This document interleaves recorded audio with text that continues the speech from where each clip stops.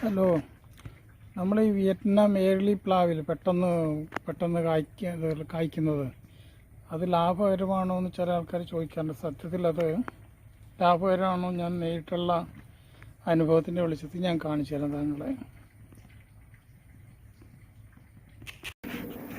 ലാഭകരമാണോ എന്ന് ചോദിച്ചു കഴിഞ്ഞാൽ നല്ല ലാഭകരമാണ്. അതായത് ഇത്ര നാൾ നമ്മൾ ഒരുമാതിരി ചെടികൾ വൃക്ഷങ്ങളൊക്കെ വെച്ച് തട്ടയിൽ ഏറ്റവും ലാഭകരമായ പദ്ധതി ഇത്.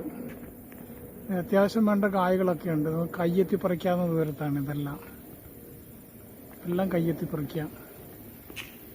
എനിക്കിവിടെ എല്ലാ നിലത്തൊന്നും കയ്യെത്തി പറിക്കാവുന്ന ദൂരം പൊക്കത്തിലാണ് എല്ലാം വളർന്നിരിക്കുന്നത്. ഇതൊക്കെ സാറിൻ്റെ കൈ കൊണ്ട് പറിച്ചെടുക്കാമെന്നുള്ളൂ. എല്ലാം വളർന്നുകൊണ്ടിരിക്കുന്നത് തന്നെ. കൂടി വന്നൊരു തോട്ടി വേണമായിരിക്കും, അത്രയ്ക്കുള്ളേ ഉള്ളൂ. അതിൻ്റെ അപ്പുറത്തും എല്ലാം വളർന്ന് തുടങ്ങിയതേ ഉള്ളൂ. കണ്ടോ, ഇത് പൊഴിഞ്ഞു വരും, പിന്നെയും ഉണ്ടായിക്കൊണ്ടേയിരിക്കും.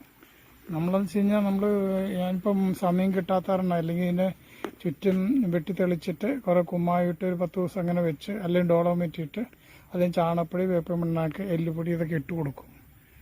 പച്ചില വളം എല്ലാം ഇട്ട് കൊടുക്കാറുണ്ട്. അങ്ങനെ ചെയ്ത് കഴിയുമ്പോൾ നന്നായിട്ട് വരുന്നുണ്ട്. പക്ഷെ സമയം കിട്ടാറില്ല നോക്കാനേ. ഞാനൊരു 10 മേടിച്ചതിൽ 8 എണ്ണവും നല്ല ലാഭത്തിൽ വന്നു. ബാക്കി 2 എണ്ണമായിട്ട് പോയിട്ടുള്ളൂ. അത് നമ്മൾ നോക്കാഞ്ഞിട്ടാണ്. അല്ലെന്നുണ്ടെങ്കിൽ ധാരാളം കായ്ക്കും. ഇതുകൊണ്ടൊരു നഷ്ടം എന്ന് പറയാൻ പറ്റിയിട്ടില്ല ഇതുവരെ. എന്നുവെച്ചാൽ നമുക്ക് ഇവിടെ എനിക്കെന്ന് വെച്ച് കഴിഞ്ഞാൽ ഈ ചക്ക ഒരുപാടായി കഴിയുമ്പോൾ ഞാൻ അയലോക്കാരോടൊക്കെ പറഞ്ഞിട്ട് അവരൊന്ന് വെട്ടിക്കൊണ്ടുപോയി. ഒരു 5-6 എണ്ണമൊക്കെ വെട്ടിക്കൊണ്ടുപോകാറുണ്ട്, ചക്കയൊക്കെ ഇട്ട് കൊണ്ടുപോകാറുണ്ട്. പക്ഷേ ലാഭകരം തന്നെ. നമ്മൾ നല്ല ട്രീറ്റ് ചെയ്ത് നല്ല നഴ്സറിയിൽ നിന്ന് മേടിക്കണം, വിശ്വസിക്കാൻ നഴ്സറിയിൽ നിന്ന് മേടിക്കണം. അല്ലാന്നുണ്ടെങ്കിൽ നമുക്ക് നഷ്ടത്തിൽ തന്നെ ആവും ലാസ്റ്റ്. നമ്മൾ നോക്കി കണ്ട് വാങ്ങണം വിത്ത്. നല്ല നഴ്സറി അംഗീകൃത നഴ്സറിയിൽ നിന്ന് വാങ്ങിച്ച് വെക്കണം.